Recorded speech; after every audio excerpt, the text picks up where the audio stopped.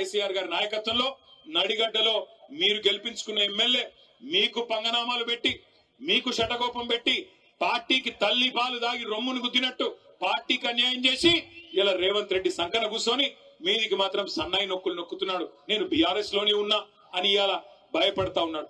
నేను అడుగుతా ఉన్నా రేవంత్ రెడ్డి గారు, 2 ఏళ్లలో నీ పార్టీ నీ ప్రభుత్వం ఏదో పొడిసింది అని నువ్వు అనుకుంటే దమ్ముంటే నీ భాషలో చెప్తున్నా. నాకు భాష ఇట్లా మాట్లాడు ఇష్టం ఉండదు, కానీ రేవంత్ రెడ్డికి ఈ భాషలో చెప్తేనే అర్థమవుతుందని తెలుసు. రేవంత్ రెడ్డి నీకు దమ్ముంటే నువ్వు మగాడివైతే ఆ 10 మందిని రాజీనామా చెప్పి ఎన్నికల్లో చూసుకుందాం ఎవరి సత్తా ఏందో, ఎవరి ప్రభుత్వ పనితీరేందో, 10 ఏళ్ల కేసీఆర్ పనితీరేందో, 2 ఏళ్ల కాంగ్రెస్ ప్రభుత్వ పనితీరేందో ప్రజలే నిర్ణయం చేస్తారు.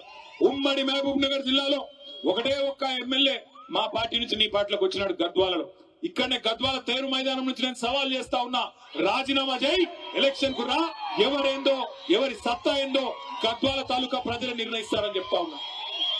మీ అందరినీ నేను మనస్ఫూర్తిగా ఒకటే కోరుతా ఉన్నా, ఎక్కడ పోయినా ఇవాళ ఒకటే మాట వినబడతా ఉన్నది.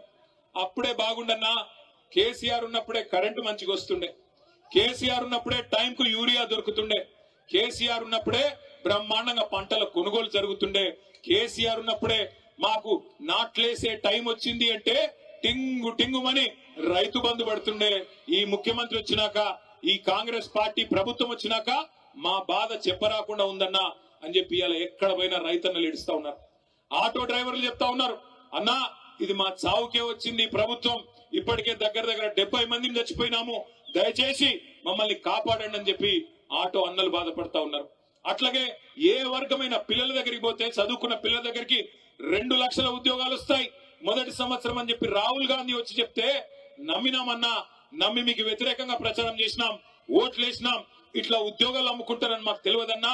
ఒక్కో ఉద్యోగం గ్రూప్ 1 ఉద్యోగాన్ని 3 కోట్ల నుంచి 5 కోట్లకు అమ్ముకున్నారు, డిప్యూటీ కలెక్టర్ లాంటి ఉద్యోగాలను. మరి ఇంత దుర్మార్గం వస్తుందని మేము అనుకోలేదన్నా అని పిల్లలు బాధపడతా ఉన్నారు, మా ఆడబిడ్డలు బాధపడతా ఉన్నారు. వాళ్ళు చెప్తా ఉన్నారు, అన్నా 2500 ఇస్తానంటే, మా పిల్లల పెళ్లిలకు తులం బంగారం ఇస్తానంటే మోసపోయినామన్నా, దయచేసి ఏమనుకోవద్దని వారు చెప్తా ఉన్నారు. గురుకుల పాఠశాలలు ఆనాడు ప్రవీణ్ గారు సెక్రటరీగా ఉన్నప్పుడు కేసీఆర్ గారు 1022 గురుకుల పాఠశాలలు పెట్టి మీ దగ్గర కూడా అన్ని మండలాల్లో మల్దకల్ కావచ్చు, కేటీతోటి కావచ్చు, అదేవిధంగా గట్టు కావచ్చు, దరూరు కావచ్చు, ప్రతి మండలంలో బ్రహ్మాండంగా గురుకుల పాఠశాలలు, ఎస్సీ ఎస్టీ బీసీ మైనారిటీలకు బ్రహ్మాండమైన గురుకుల పాఠశాలలు పెట్టి 1022 పాఠశాలల్లో 6.5 లక్షల మంది పిల్లల్ని చదివించేటోడు. ఆ రోజున్న పరిస్థితి గురుకులాల్లో ఈ రోజు ఎట్లా ఉంది, ఆ రోజు ఎట్లా ఉంది మీరు ఆలోచించండి. ఎలుకలు కొరుకుతున్నాయి పిల్లల్ని, పులిహోరలో పురుగులు వస్తున్నాయి.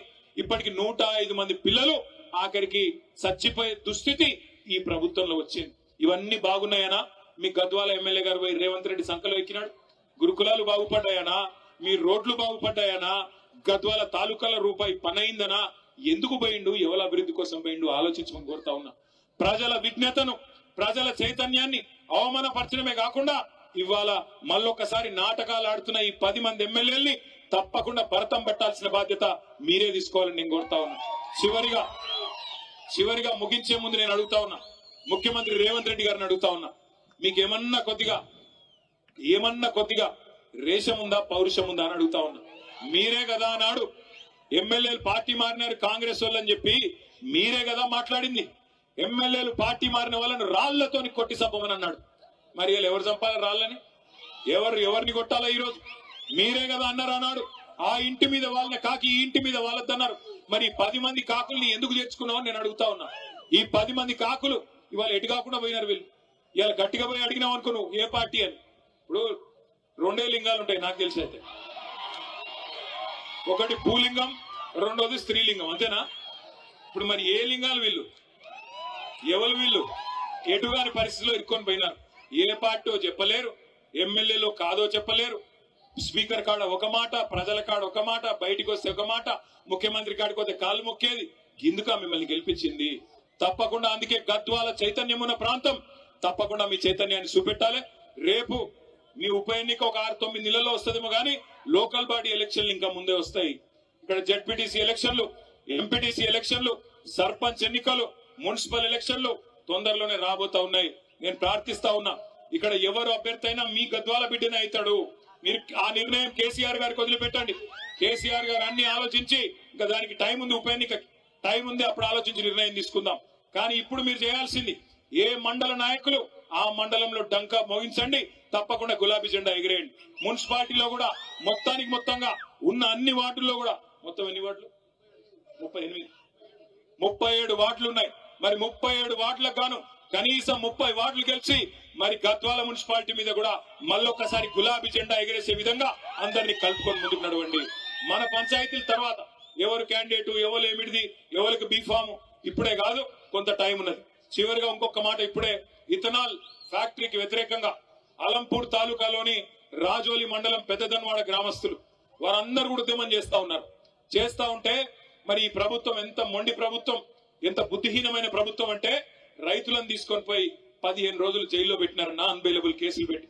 వాళ్ళ కండగా ఆ రైతన్నల కండగా మన ఎమ్మెల్సీ చెల్ల వెంకటరామరెడ్డి గారు, మన ఎమ్మెల్యే విజయుడు గారు మహబూబ్నగర్ జైలు దాకా పోయి కోర్టు దాకా పోయి కొట్లాడి వాళ్ళని బయటికి తీసుకొని వచ్చినారు.